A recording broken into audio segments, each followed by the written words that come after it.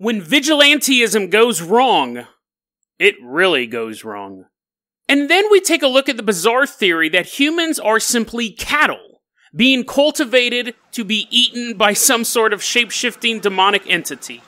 Are the only reason why we're here on Earth is to give our overlords some of that sweet, sweet loosh. Today on Dead Rabbit Radio.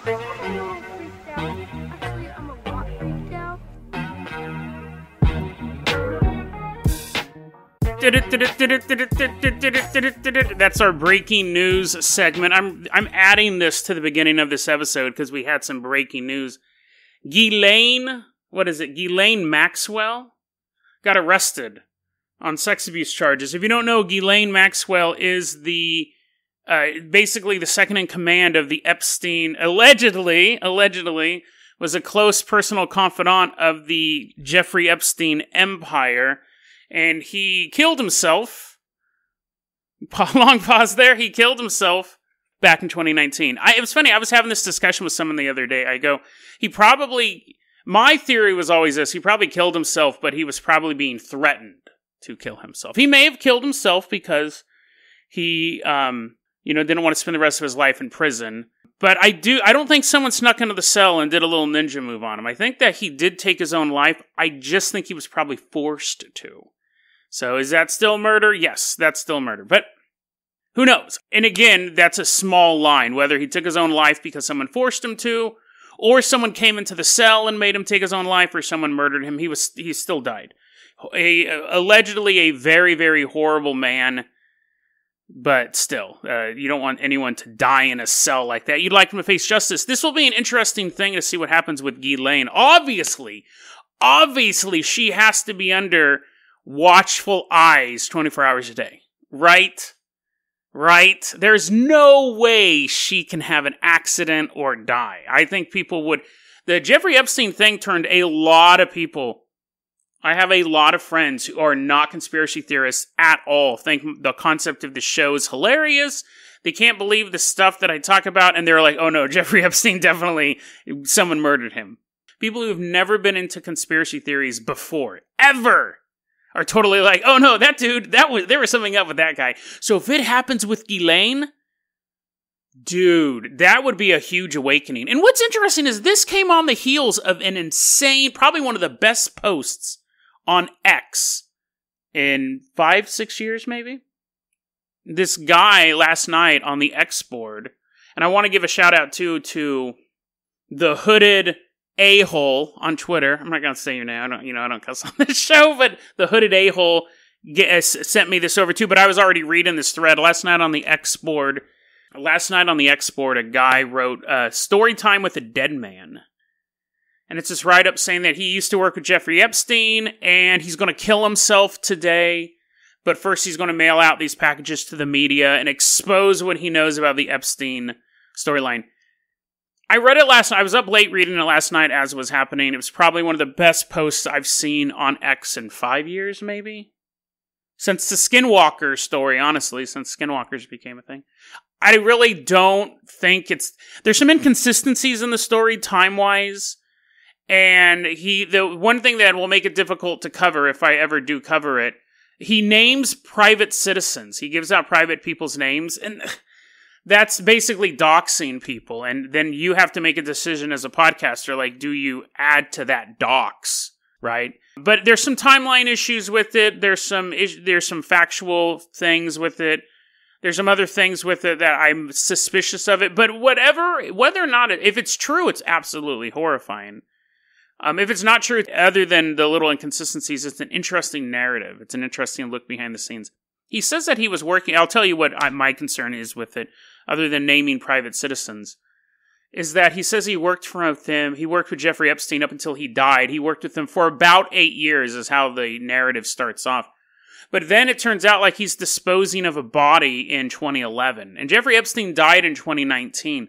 So even if he started working at the very beginning, if he worked for almost 8 years, so that's less than 8 years, that would mean right when he got started with him, he was already dumping bodies and delivering drugs to Rihanna at a concert. like right when he got started. That part of when I went back, you're wrapped up in the narrative as you're reading it. You're like, oh, this is very interesting. Hopefully this isn't true. It's quite tragic. And then to this morning when I woke up and I saw that Ghislaine news, and people are now saying, whoa, this guy, is dropping this story and he's mailing this stuff out of the media, and Ghislaine gets arrested the next day. But stuff like that. There's issues like that where he says it's 8 years. He'd been working with him for almost 8 years, but 2011 would have been 8 years, and he's already disposing of a body for the Romney family, was this thing. He goes on this story that and that's the thing. Like, you can make claims. You shouldn't, but you can say, like stuff about Mitt Romney or Donald Trump or John McCain or Jeffrey Epstein and Ghislaine Maxwell, for that matter. They're public figures. But he names a member of the Romney family, who I can't verify is a member of the Romney family. Then someone posts the Twitter of this guy. There's this Twitter handle for this dude. He only had 7 followers and he followed 53 people. It was all photography related stuff. So there was no connection that this account actually was related to the Romney family. I couldn't find the Romney family. You see how difficult it is, though, because I don't want to name this dude, because at that point I'm doxing this guy. And he names 2 other people that he said helped to murder a YouTuber, or an independent blogger or something like that. And he's saying these people's real names, and you have to go, is this a legit story? And he's naming these people. Is this a troll, and he doesn't like people with these similar names because he says what area they're from? So it makes it difficult for me to cover, honestly. Even me linking it in the show notes, if they try suing, they could say, well, da-da-da. So I have to be real careful with that. But it was an interesting thread on the X board. And then you have this thing with Ghislaine Maxwell happening the next day. We'll see if anything comes from this board. And, another thing with the X board is that you never know if the first person who posted, or at what point they stop posting and someone else is filling it in and stuff like that. So an interesting story. If it is a LARP, if it is just a story, it was a fun read. If it's real, it was absolutely tragic. The truth may lie somewhere in between. But that is where we're at. I wanted to go ahead and tell that story for this episode. And again, if there are more developments pop out, maybe we'll cover the X thing. But it's just difficult. I will say this: one puzzling aspect to it, and again, that thing that made me a little suspicious was he saw a man. Just get your kids out of the room for this part. But he saw a man. He walks into a work shed, and he sees a man sexually assaulting another man. And he can only see the guy's back. And he says on the guy's back was a Richard Nixon tattoo. And I didn't know who the guy was. So then I went and I Googled Richard Nixon tattoo. And I saw it was Roger Stone. What I found interesting about that detail was you had to have... That's another thing that made me very suspicious about the story. Because, 1, you had to have a tattoo that you could Google. Right? If he walked in and I saw a tattoo of like a yin-yang symbol on his back, we would, as readers, we would never believe he would know. He typed in yin-yang tattoo on back, and it brought up a celebrity. Roger Stone, huge Republican operative, close ally to Donald Trump, helped get Donald Trump elected.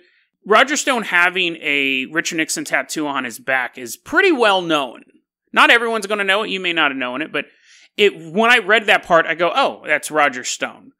So, and then he says, I Googled it later. It would have to be a tattoo that you could Google. Oh, he had a bird on his arm, so I Googled bird tattoo on arm, and it turned out to be Popeye. Like, that made it a little weird. Plus, also, when you're walking into a room and you see a man sexually assaulting another man, so sorry that I have to go into this detail, but you walk into a room, you see a man sexually assaulting another man, would you recognize the Richard Nixon tattoo on his back?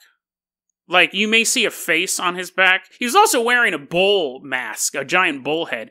So when your brain's picking up these things in this room, you have this horrible crime taking place, you have a naked elderly man, you have a bull mask, but somehow you're able to look at this face on his back and recognize it as a president of the United States. He recognizes it immediately as Richard Nixon. He goes and he Googles it, and he's able to tell us it's Roger Stone. I think that's another reason why I think the story's not true. It's just too great of a narrative there. Because I don't think you would recognize, it's such a shocking act, I don't think you would recognize the president's face on this dude's back. And it had to be a tattoo that was so memorable that we could understand it. Again, if it was a tattoo of anything else, if it was a giant serpent on his back, or a piece of Kentucky Fried Chicken being held by a goblin, if it was just any other tattoo, you never would have been able to Google it. So, a very, very convenient story. But, again, interesting story nonetheless. It's definitely going to be legend. The reason why I'm covering it is it's going to definitely become a legendary story because of the timing of it. Story or not, I hope this guy doesn't kill himself. I'm leaning towards LARP on it. I really am leaning towards LARP on it because of some of these details. And a couple other people in the X board were like, this is real. You'll be able to name the type of phones that Jeffrey Epstein used. It's not in any of the police reports, but insiders know the type of phones, and there was no answer for that. So there are other people kind of pushing back on it. Other people, like me, were just kind of engaged in this narrative. And then this morning I wake up, I'm doing all my research, and then I see that Ghislaine Maxwell. Coincidence? Most likely, he wasn't even saying that he was going to the feds or anything like that. He said he was just going to send out documents to CNN, MSNBC, and Fox News explaining. That was another interesting thing about it. He said that he had these typed up documents he was going to send out.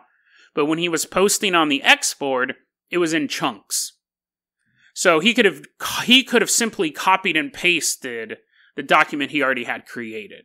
He could have dropped the whole thing in X instead of posting and then saying, "Oh, I'm going to go to the liquor store and get some alcohol," and then posting and saying, "Oh, I'm sorry, I heard a car outside my house. I'm a little scared right now." He could have just posted what he had ready to go to CNN, MSNBC. So there's some narrative issues with the story. But, again, one of the best things I've read on X in 5 years.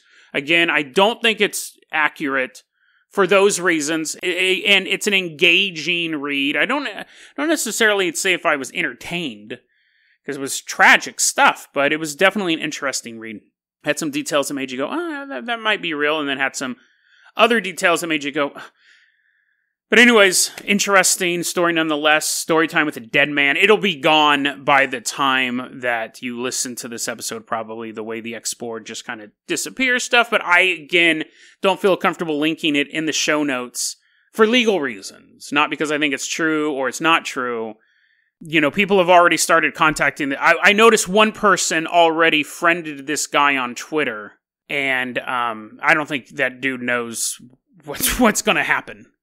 I don't know if that dude is now going to start getting an onslaught of people asking him about all this stuff. So, that is that. Today's episode is going to be long because I just recorded this whole intro, but I wanted to get this information out to you. And I know some of you guys may be upset that I don't link it in the show notes, but it's a legal thing. And it will be archived and all this stuff throughout the world. But be careful with tracking down these people too. Not like because you're afraid you're going to break in your door, but...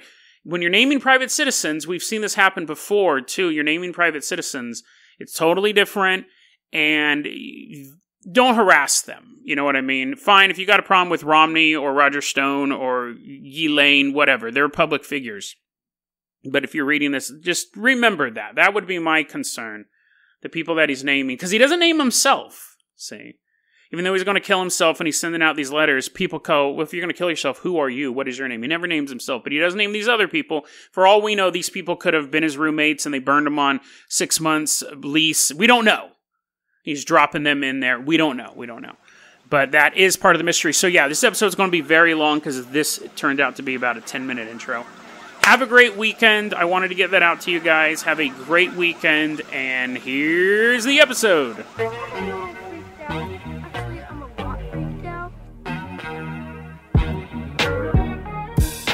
Hey everyone, welcome back to another episode of Dead Rabbit Radio. I'm your host, Jason Carpenter. I'm having a great day. I hope you guys are having a great day too. Hope you guys are ready for a really cool weekend. It's guitar riff. This is the first time you've ever listened to this show. That's not normal. Don't do that all the time. Don't be worried. First off, let's give a shout out to our newest Patreon supporter, Squeeze God.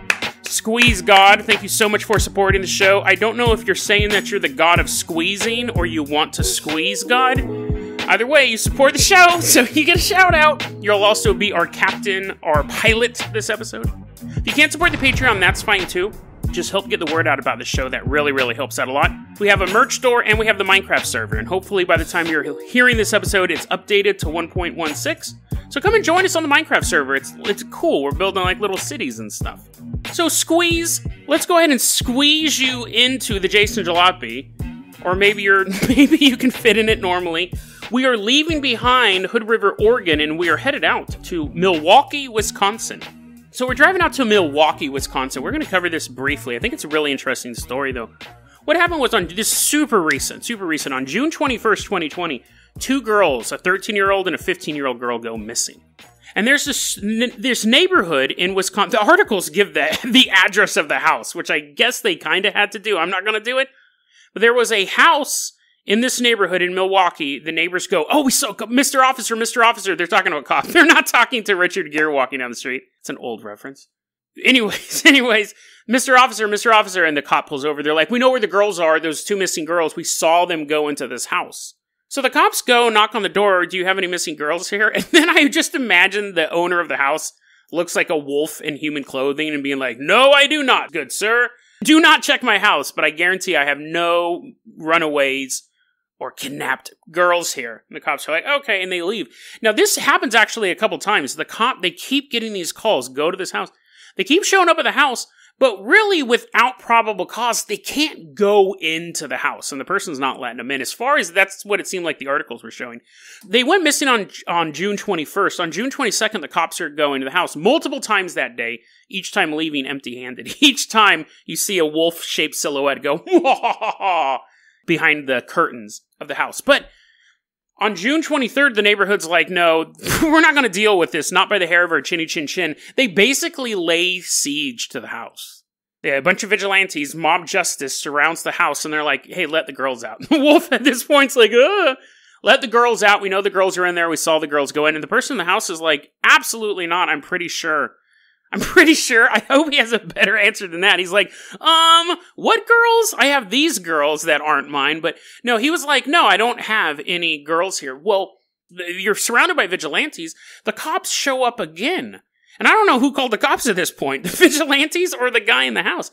The cops show up again, and this time there's cops in the house. They're searching the house. There's cops outside the house holding back the vigilantes. That's about 10, 11 in the morning. By the afternoon, hundreds of people in the area have shown up. It's all over Twitter and Instagram. There's one guy, he live streamed it, Frank Nitty. He's a community organizer. He live streamed it. I think it was like 2 hours long, the live stream. People are coming from all over. Someone drives by, pop, pop, pop, pop, opens fire into the crowd. People are panicking. The cops are holding the people back. People want to get in the house. They start tussling with the cops. You have investigators trying to control the crime scene. Someone runs out of the house down the street. Chaos. It's absolute chaos here. But then something happens. Something very, very important happens to this story.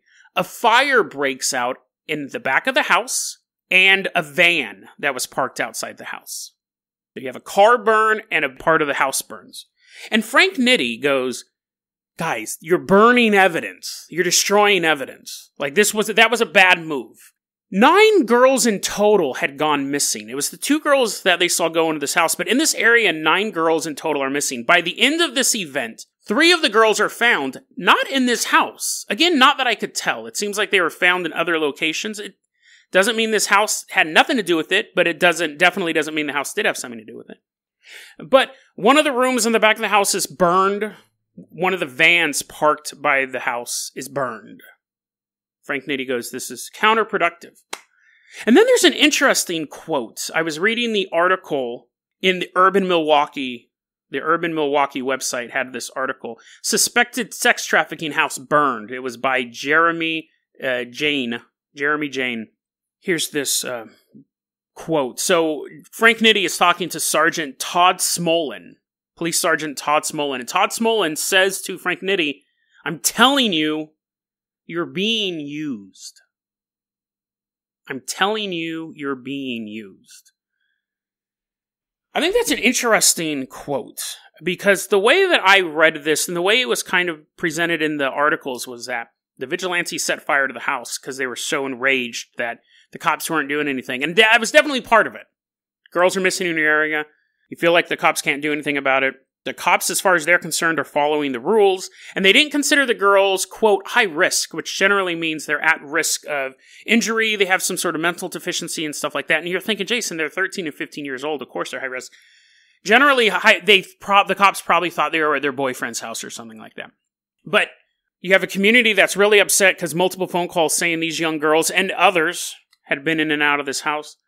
The police, their hands are tied, they can't kick down doors and go, where's your kids? I mean, they can, but then there's all sorts of other, like, cases get thrown out by judges and stuff. So everyone is doing what they feel is the right thing to do, and then a crime scene starts burning, a van starts burning. I was reading this article, and I thought, the mob of vigilantes did not set that fire. I'm telling you, you're being used. Somebody, this is my theory, that I don't want to say that house was involved in sex trafficking because I don't legally know, but let's put on our conspiracy caps and say that that's what the case is here. We'll agree with the mob in this case. It would, with our conspiracy caps firmly on, it would be very easy for me to have one of my associates sneak in with the mob and start burning evidence. And it would look like the mob did it. It would look like it was just vigilante justice. But in reality, I know where there are school ID cards. I know where there are things that can tie me to other missing people. I'm going to burn this location down. Burn this room down. Burn the van down where I'd been transporting these people. And then sneak off into the crowds of hundreds of people. All allegedly, conspiracy cap firmly on. The police, as far as I've read in these articles, suspected sex trafficking. There's no proof. No one's been taken to jail as of now. Not even the vigilante group. But, quote, I'm telling you, you're being used. That's a very interesting comment coming from the police sergeant. Is it possible that they did have an ongoing investigation into this house, and this prompted them to jump the gun, and now they were able to destroy the evidence, this other group of people? Who knows? Who knows? Vigilantism is really cool when it's done for the right reasons, and as long as you do it, I guess part of being a vigilante is not having a book. You can't do it by the book, but you do have to think long term. I cover a lot of vigilantes on this show. I think it's a very, very interesting topic, but sometimes this can happen too, and you can have third parties come in and use that chaos to their advantage. So, interesting story. Squeeze God, thanks for driving us out here till Milwaukee. You know what? Before we go anywhere else, let's drive to the local library, because I found this thing. We're going to take a look at it. You guys are like, great. So we go to the Milwaukee library. I'm sure there's a giant one in the middle of the city. We're going to walk around. Hello? Hello? Hello? Is anyone there? Empty libraries are spooky, but we're walking around this spooky library because I'm going to show you a grammar trick. Don't shut it off. This will change your day. This will blow your mind, maybe. Or you can just skip ahead 30 seconds. What do all of these words, Squeeze God is just tapping his watch. He's still in the Jason Jalopy. He didn't even come into the library with us. What do all of these words have in common? Yeah, we're doing this. Flip-flop, tick-tock, ping-pong.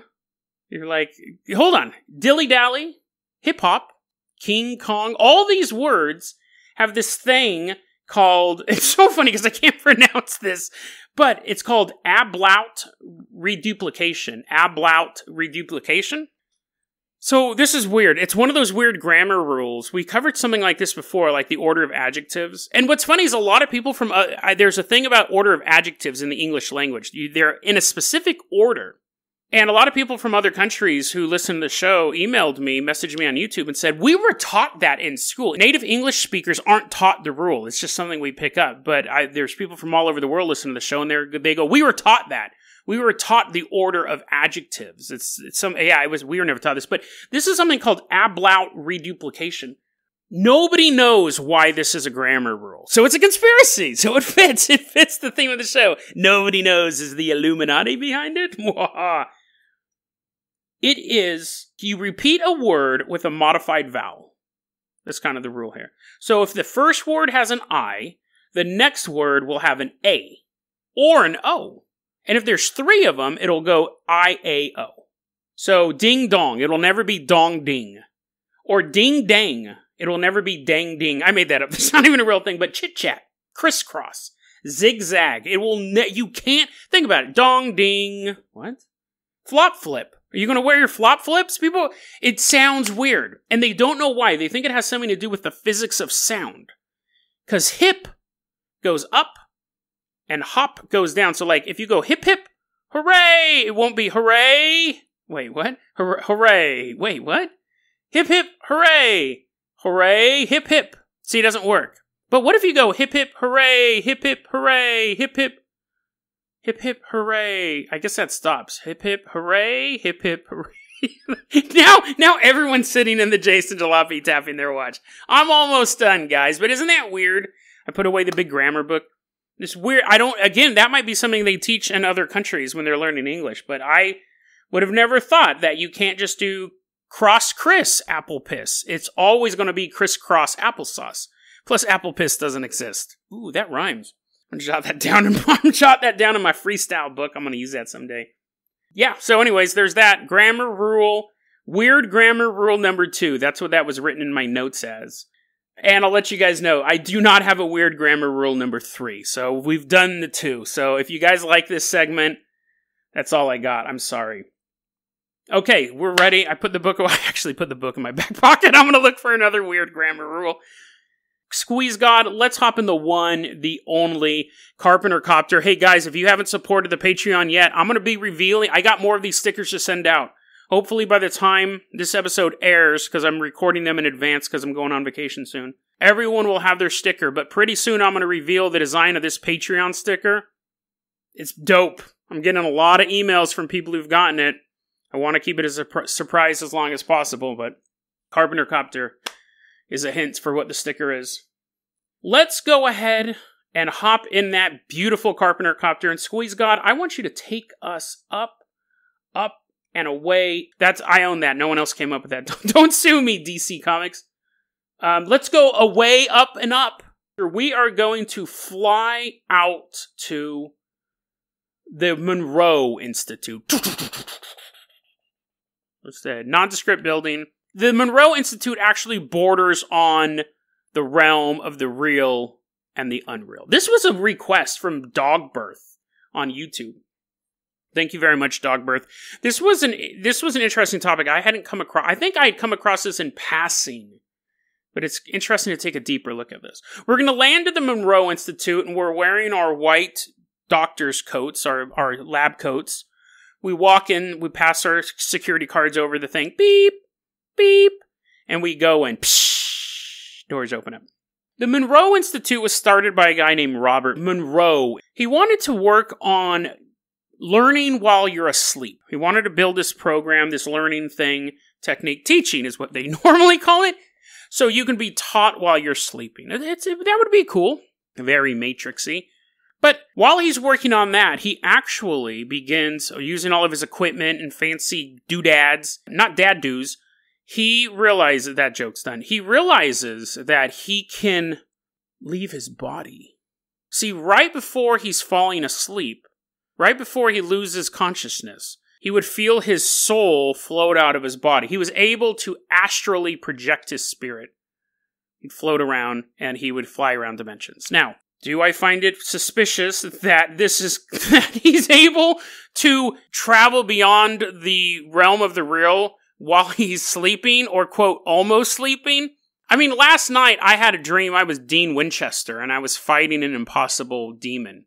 I was half awake towards the end of the dream, but I would never confuse that with reality. But that, first off, I should give you an idea of what I think of a lot of the story. So if you're a fan of Robert Monroe, you may want to shut the podcast off. But that's a little suspicious, right? That's a little suspicious. I'm able to travel to this amazing world where I'm married to my high school sweetheart and all my kids are totally awesome, but only when I'm quote almost asleep, which most of us really, you're asleep. But anyways, he invents this way to astrally project. He's also the innovator behind like binaural beats, anyways, those beats that like are supposed to get you high.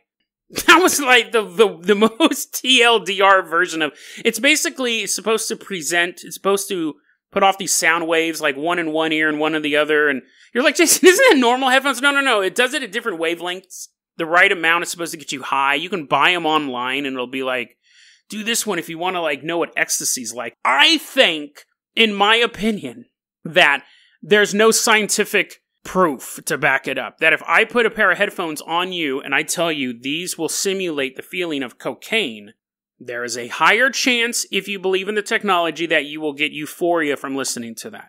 And if I put in Lynn and said, Steal My Sunshine will give you the equivalent of taking ecstasy, and you had never heard that song before, you didn't know how good that song was even without the ecstasy, and you listen to that song, but a researcher or a pamphlet written in very scientific terms told you it would make it feel like it was ecstasy, then you may feel like it was in ecstasy, right? And to be fair, a lot of medicine can be considered placebo medicine, but you have an anti-inflammatory. It either anti-inflames your muscles or it doesn't. And it may not work on a small amount of people, and it may give a small amount of people an allergic reaction, but for the most part, study after study, it actually de-inflames or anti-inflames your muscles. Binaural beats, and the fact that I can't pronounce it doesn't mean that I can't talk trash about it. That type of, and I've tried it. I mean, that's something that I actually looked into before. It's like, oh yeah, I want to simulate this stuff, and I had good quality headphones. Maybe I'm in the super small percentage I want to work on, but again, it's not something that science will back up or that really any long-term studies will back up. But he does that stuff. He came up with that stuff. I don't know if he invented it, but that was a big part of his process.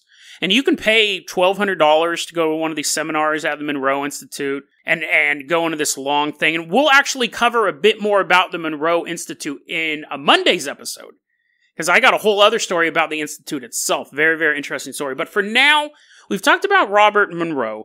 We're going to take off our lamp coats. And now we're wearing like this sleek, shiny armor. It's like suits, like those suits from Pacific Rim. And we are going to go into the realm, the astral realm. We're flying around. There's like rainbow colors coming all around us and stuff like that. Squeeze God, no! He gets lost in the void. Oh, that's okay. As long as I get his Patreon money, he'll be fine. And so we're flying through the astral realm, and we land in a void. But this isn't any normal void. This isn't any normal pitch black darkness. And there's Squeeze God. He showed back up. I knew he would. I had faith in him all along.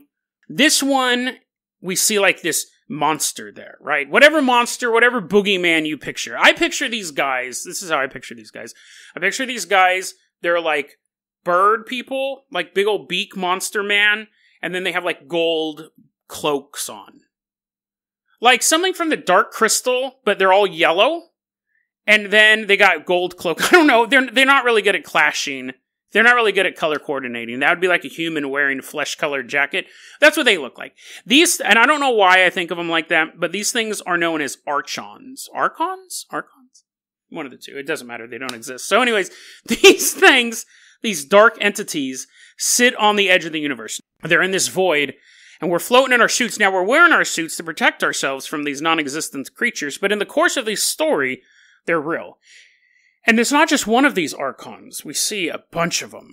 And they're just sitting in the void, and they're kind of like, yes, here it comes, guys.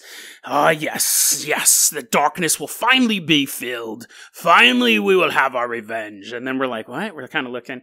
kind of just standing there. We're invisible to these guys as well. Just, again, for sake of story, these imaginary creatures may get us. And they're sitting in this void, and we see a little, like, light coming from Earth. We see this light traveling through the astral void. It's getting bigger and bigger, and we can tell the archons are getting, or archons, however you pronounce it, the archons are getting more and more like they're salivating now. We see this light getting bigger and bigger, and it's like a Honda Accord, right? It's this car that's driving the Arch. We're like, what? That's kind of weird. The archons are like, yeah, oh yeah. And then the Honda Accord gets bigger, and we see there's a little like sign on the top of it, and it says Loosh delivery service. And you're like, what? I'm like, hold on. It'll get closer. This Honda Accord traveling through the astral realm parks in front of the archons, and the door opens up, and some 19-year-old kid gets out, and he's holding a big box of steaming Loosh. And then he takes it to the archons and goes, that'll be $495, please. 495 dimensional lifetimes, please. And the archons allow him to reincarnate for another 495 lifetimes. And they're just, while the one's having to pay him, everyone else is just eating the Loosh. The Archons cannot get enough of that sweet, sweet Loosh. So what is Loosh? Loosh, so Robert Monroe, while he was floating around, while he was dreaming, really, right? While he was dreaming, he was floating around in the void. He meets this being of light that tells him this story. It basically goes, listen, there are these basically the story I just told you, except for the Honda Accord. There are, outside of the universe, there are these creatures known as Archons, and they feed off human misery. They feed off human souls, all of our energy. It's called Loosh. But the more misery we go through and the more chaotic stuff we go through makes the Loosh far more delicious. So they actually cause evil and cause wars and chaos and stuff like that. So by the time we die, they got that sweet, sweet Loosh, baby. Eat it up like spaghetti noodles.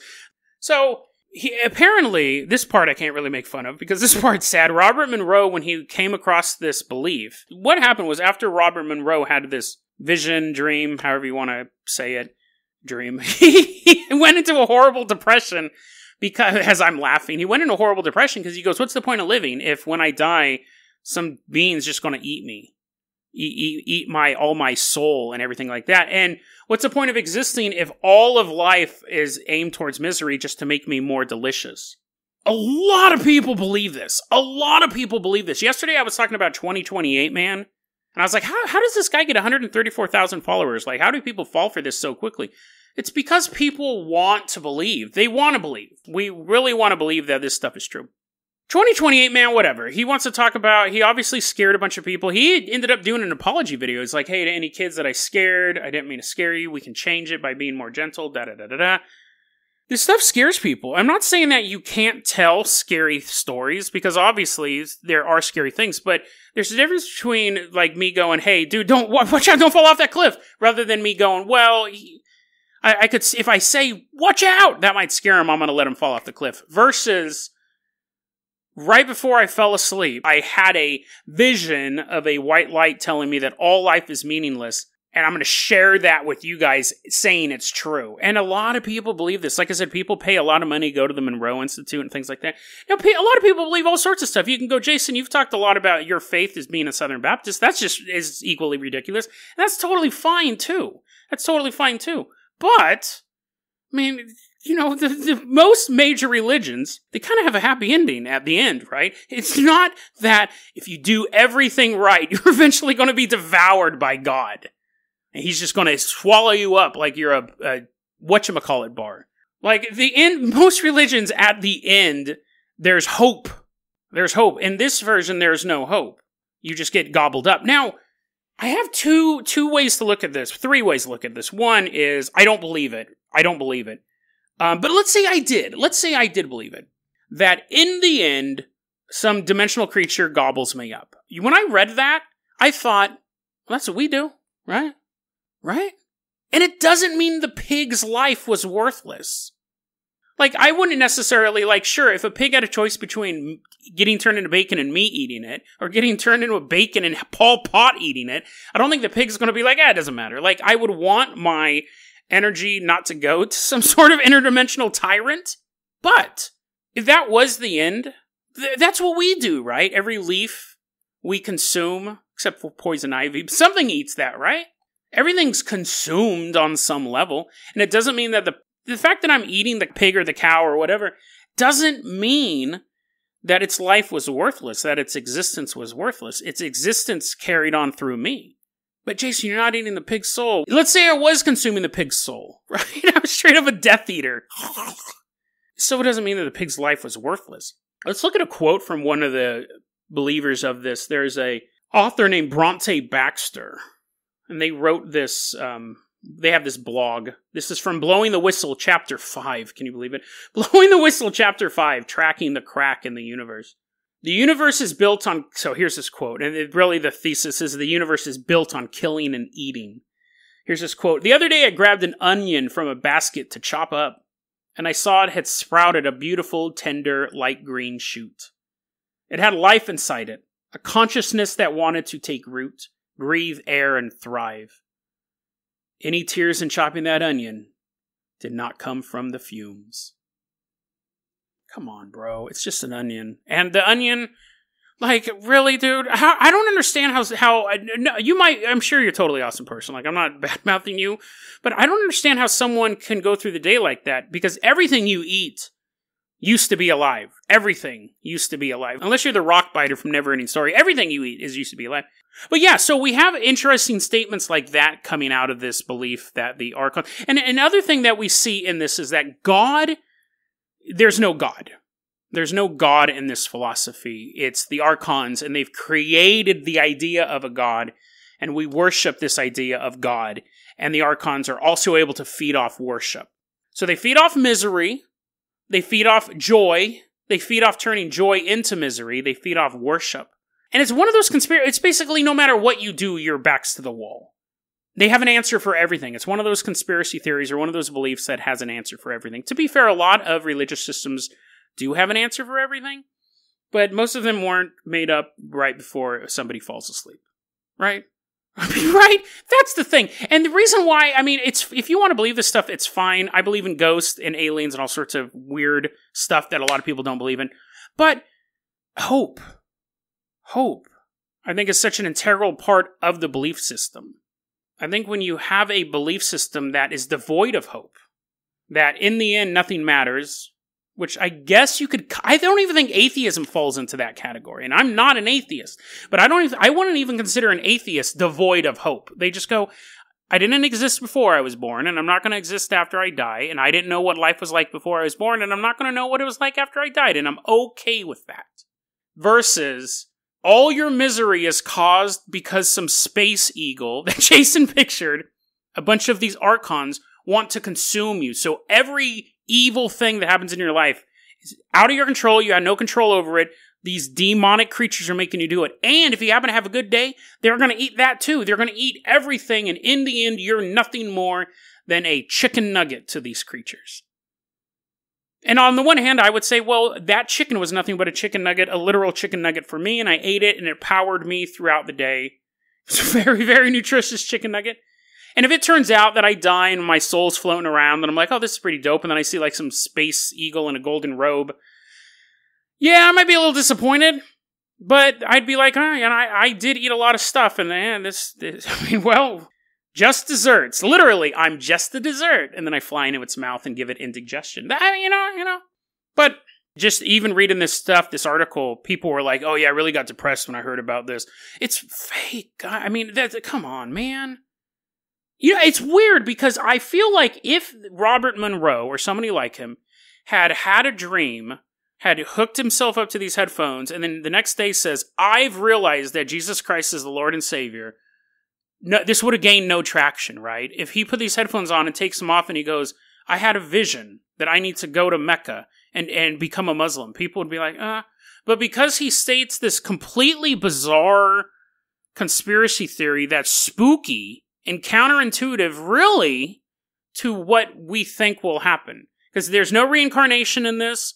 This guy's written 3 books, so maybe in one of his books he has some sort of out clause where you can get reincarnated or something like that. From what I gathered, it's just you get eaten in the end, right? If he had gone into this astral realm and come back and stated a mainstream belief and decided to become a minister in Louisiana, no one would pay $1,200 to go to his institute, right? If 2028 man had popped up and said, I'm from the future and just do normal stuff. Nothing bad's going to happen. Everything's going to be fine for the next 20 years. There'll be some hiccups and stuff like that. But yeah, guys, don't worry. I'm from the future and everything's okay. He'd have 5,000 followers, if that. Fear sells. Fear sells. People love to buy it. Let's put on our conspiracy caps to finish our episode like this. It's all alleged. This is in the realm of creative. This is in the realm of dreaming. Let's all put on our little sleepy caps like we're in a 1920s cartoon, put on some headphones and close our eyes. In the old religion, the old world, you'd have a god speak through a messenger, say what the afterlife holds, say the rules you need to follow to get into said afterlife, lay down the law of what will happen to those who don't believe. Why wouldn't the Archons be any different than that? They're sitting in the void. The black void. There's not enough fear to feed on anymore. I mean, yeah, there's a lot, but we want more. We want existential fear. People are afraid of war and famine, but we want something more. So they send a messenger to Earth to deliver a message of hopelessness. A message that no matter what you do, you are feeding something dark and evil. Which in turn makes you despair even more. Before, when you were sick or you were afraid of dying, you thought, the end is over soon. But now that you've heard this new doctrine, you're even more afraid of dying. Because not only will you die, but you will be consumed by something dark and evil. You're nothing but a little treat to it. Your entire existence led up to simply being a little more energy for a creature from beyond the realm. God has sent messengers to Earth. Why couldn't the Archons? Why couldn't they have sent Robert Monroe not to stumble across binaural beats, but with an implicit purpose to spread the doctrine of hopelessness? I'm not saying that's true. I'm not saying that Robert Monroe was created by a race of space eagles wearing golden robes. But if he was, he did a really good job. Because when you look up the story of Loosh, you see a lot of stories of hopelessness and fear. And I think that's very convenient. That's exactly what the Archons feed on.